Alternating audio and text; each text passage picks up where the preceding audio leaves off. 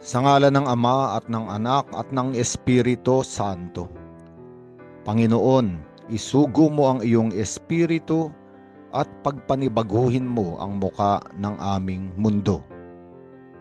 Ang mabuting balita sa araw na ito ay mula kay San Juan, Kapitulo 11, versikulo 25 hanggang 34. Sa araw na ito ay ipinagdiriwang natin ang kapistahan ng Birheng Maria bilang ina ng simbahan. At nalalaman nating lahat na ang bawat nilalang ay may isang ina. Sa likod ng bawat pag-iral ay naroon ang isang ina na nagbigay ng buhay. At ang ebanghelyo sa araw na ito ay patungkol sa pagkakatiwala ni Jesus sa Birheng Maria ng minamahal na alagad. At ang minamahal na alagad ay ang larawan ng lahat ng mananampalataya. Lahat ng isinilang sa binyag, sa tubig at sa espiritu. Lahat ng naniniwala at nakikibahagi sa pagliligtas ng Panginoong Hesukristo. At ang lahat ng ito ay kinakatawan ng bawat bahagi ng simbahan. At tayong lahat ay bahagi ng simbahan, iba't ibang bahagi ng iisang katawan. Kaya nga sa araw na ito, muling ipinapaalala sa atin na tayo ay pinagkatiwala ng ating Panginoong Hesukristo sa kanyang ina, ang Birheng Maria. Kaya naman ang Birheng Maria ay tatawagin na rin nating ina. Tayo ang mga bagong nilikha, ang mga bagong nilalang na ipinanganak dahil sa pagliligtas na alay ng Panginoong Hesus. Kaya nga, bilang mga anak ng iisang ina, tayo ngayon ay may katiyakan na mayroong isang ina na nag-aaruga sa atin. Sa kanyang mga bisig, maaari tayong humimlay. Sa kanyang presensya, maaari nating ipagkatiwala ang ating buhay.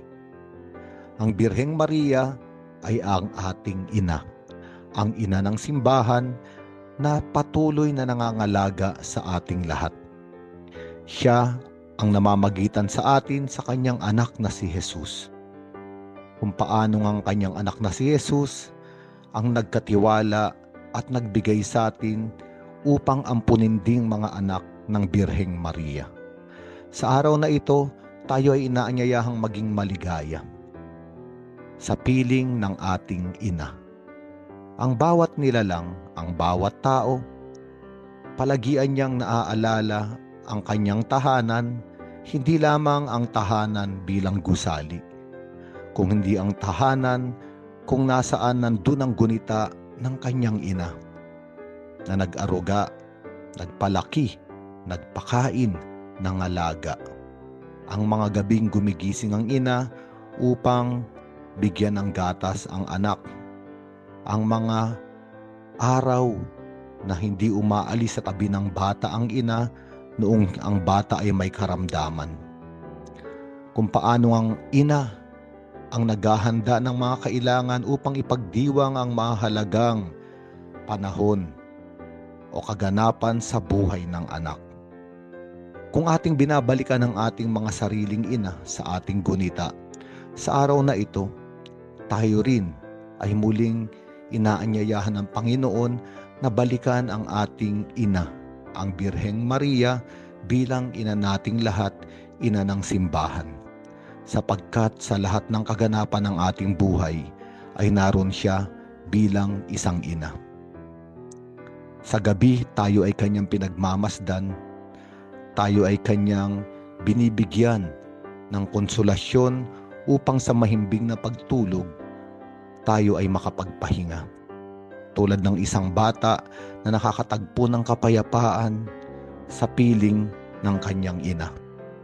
Tayo rin ay patuloy na pinalulusog at inaalagaan ng Birheng Maria, kung kaya't Ibinibigay niya ang lahat ng makabubuti sa atin, lalo pa nga ang mga pagkaing espiritual na magpapalakas at magpapalusog at bubuhay sa ating kaluluwa.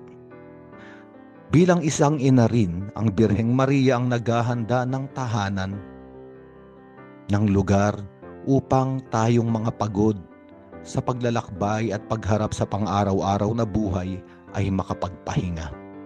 Kaya nga napakagandang larawan, napakagandang pagdiriwang, isang mabuting kapistahan na sa tuwinang tayo ay nagtutungo sa ating simbahan, sa tuwinang tayo ay bumabalik sa ating simbahan, sa tuwinang ating ipinagdiriwang ang ating pananampalataya, alalahanin natin at ibalik sa ating mga gunita, naroon ang isang ina, ang Birheng Maria, nakangiti, nakikipagdiwang sa bawat kasiyahan sa ating buhay. Ganon din, katulad ng isang ina, siya rin ay lumuluha sa mga kalungkutan at pagdadalamhati na ating dinaranas. Ngunit katulad din ng isang ina, ang Birheng Maria ay may dalang mga lunas upang tayo ay pagalingin sa anumang sakit o sugat na ating daladala. Siya ay totoong ina at sa kanyang mga bisig na ngayon ay nakabukas upang tayo ay yakapin, ipagkatiwala natin ang ating mga sarili. At sabihin natin sa ating ina, Birheng Maria, aking ina, ina ng simbahan, ipanalangin mo kami. Sa ngalan ng Ama at ng Anak at ng Espiritu Santo.